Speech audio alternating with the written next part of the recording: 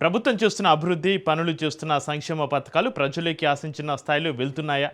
అధికార యంత్రాంగం ప్రజాప్రతినిధులు ఆ బాధ్యతను సమర్థవంతంగా నిర్వర్తిస్తున్నారా అనే అంశాలపైన సీఎం చంద్రబాబు నాయుడు ప్రత్యేక దృష్టి పెట్టినట్లుగా తెలుస్తోంది. గతంలో అధికారులపైన పార్టీ శ్రేణులపైన ఎక్కువగా ఆధారపడిన సీఎం ఇప్పుడు సోషల్ మీడియా ఇన్ఫ్లుయెన్సర్లపై కూడా ప్రభుత్వ ప్రచారంలో భాగస్వాములను చేయాలనే వ్యూహాన్ని అమలు చేస్తున్నారనే చర్చ జోరుగా సాగుతుంది. ఈ మార్పు వెనుక ఉన్న కారణాలేంటి? ఇన్ఫ్లుయెన్సర్ల ద్వారా ప్రభుత్వం ఎలాంటి సందేశాన్ని ప్రజలకి తీసుకెళ్లాలి అనుకుంటోంది? ఇవి అంశాలపైన పొలిటికల్ సర్కిల్స్లో హాట్ చర్చ జరుగుతోంది.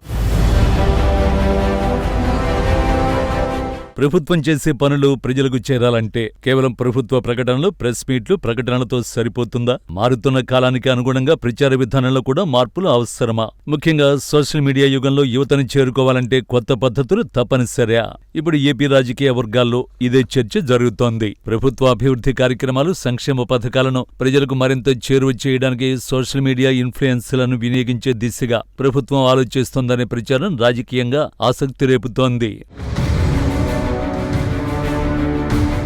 ప్రభుత్వం ఎంత పెద్ద ప్రాజెక్టు చేపట్టినా, ఎంత భారీ సంక్షేమ పథకాన్ని అమలు చేసినా అది ప్రజలకు సరైన రీతిలో చేరకపోతే రాజకీయంగా ఆశించిన ప్రయోజనం ఉండదు అనేది రాజకీయ వ్యూహకర్తల అభిప్రాయం. అందుకే ప్రచార వ్యవస్థను మరింత బలోపేతం చేయాల్సిన అవసరంపై అధికార వర్గాల్లో చర్చ జరుగుతున్నట్లు తెలుస్తోంది. ప్రభుత్వం చేపడుతున్న అభివృద్ధి కార్యక్రమాలు, సంక్షేమ పథకాలు ప్రజలకు స్పష్టంగా చేరాలంటే కేవలం అధికారిక ప్రకటనలు సరిపోవని సీఎం చంద్రబాబు భావిస్తున్నట్లు సమాచారం.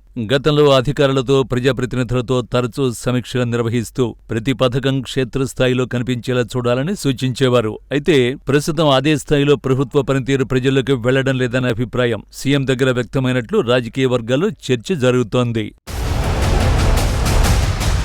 అయితే ఇప్పుడు పరిస్థితులు పూర్తిగా మారిపోయాయి. ఒకప్పుడు పత్రికలు, టెలివిజన్ ప్రధాన ప్రచార సాధనాలైతే ఇప్పుడు సోషల్ మీడియా ప్రజల సమాచార వేదికగా మారింది. ముఖ్యంగా యువత ఎక్కువ సమయం డిజిటల్ ప్లాట్ఫామ్లలోనే గడుపుతున్నారు. ముఖ్యంగా సోషల్ మీడియా ప్రభావం రోజురోజుకు పెరుగుతున్న నేపథ్యంలో ప్రజలు సంప్రదాయ మీడియాతో పాటు డిజిటల్ ప్లాట్ఫామ్లపై ఎక్కువగా ఆధారపడుతున్నారని ప్రభుత్వం అంచనా వేస్తోంది. యూట్యూబ్, ఇన్స్టాగ్రామ్, ఫేస్బుక్, ఎక్స్ వంటి వేదికల్లో ఇన్ఫ్లుయెన్సర్లకు లక్షలాది మంది ఫాలోవర్లు ఉన్నారు. వారు చెప్పే విషయాలను నేరుగా వినే వర్గం కూడా పెరుగుతోంది. దీంతో ప్రభుత్వ ప్రచారంలో కూడా ఈ వేదికలను మరింత సమర్థంగా వినియోగించాలని ప్రభుత్వం భావిస్తోంది. ఈ పరిస్థితుల్లో వివిధ రంగాలకు చెందిన ఇన్ఫ్లుయెన్సర్ల ద్వారా ప్రభుత్వ పథకాలు, అభివృద్ధి కార్యక్రమాలు, అమరావతి నిర్మాణం, పెట్టుబడులు, మౌలిక వసతుల ప్రాజెక్టుల వంటి అంశాలను ప్రజలకు సులభంగా అర్థమయ్యేలా వివరించాలని భావిస్తున్నట్టు తెలుస్తోంది. అధికారులు, ప్రజాప్రతినిధులు ప్రజల మధ్య మరింత చురుగ్గా ఉండాల్సిన అవసరం ఉందని సీఎం పలుమార్లు సూచించినప్పటికీ ఆశించిన స్థాయిలో ప్రచారం జరగడం లేదనే అభిప్రాయం వ్యక్తమవుతోందని పొలిటికల్ వర్గాల్లో చర్చ జరుగుతోందట. ఈ నేపథ్యంలో ప్రభుత్వ కార్యక్రమాలను నేరుగా ప్రజల దృష్టికి తీసుకువెళ్లేందుకు సోషల్ మీడియా ప్రభావాన్ని వినియోగించుకోవడం కొత్త వ్యూహంగా మారిందని రాజకీయ విశ్లేషకులు చర్చించుకుంటున్నారు. ముఖ్యంగా యువతను చేరుకోవడంలో ఇన్ఫ్లుయెన్సర్ల పాత్ర కీలకమనే అభిప్రాయం ప్రభుత్వంలో ఉందనే సమాచారం స్పష్టంగా కనిపిస్తోంది. సంప్రదాయ ప్రచార విధానాలకు తోడు డిజిటల్ వేదికలను మరింత సమర్థంగా వినియోగించాలనే చర్చ రాజకీయ వర్గాల్లో వినిపిస్తోంది. అయితే ప్రచార వ్యూహాల్లో మార్పులు ఎంత ముఖ్యమో ప్రజలకు కనిపించే పాలన, క్షేత్రస్థాయి అమలు కూడా అంతే ముఖ్యమనే అభిప్రాయం వ్యక్తమవుతోంది. ప్రభుత్వం ఈ దిశగా ఎలాంటి అధికారిక నిర్ణయం తీసుకుంటుందన్నది చూడాల్సి ఉంది.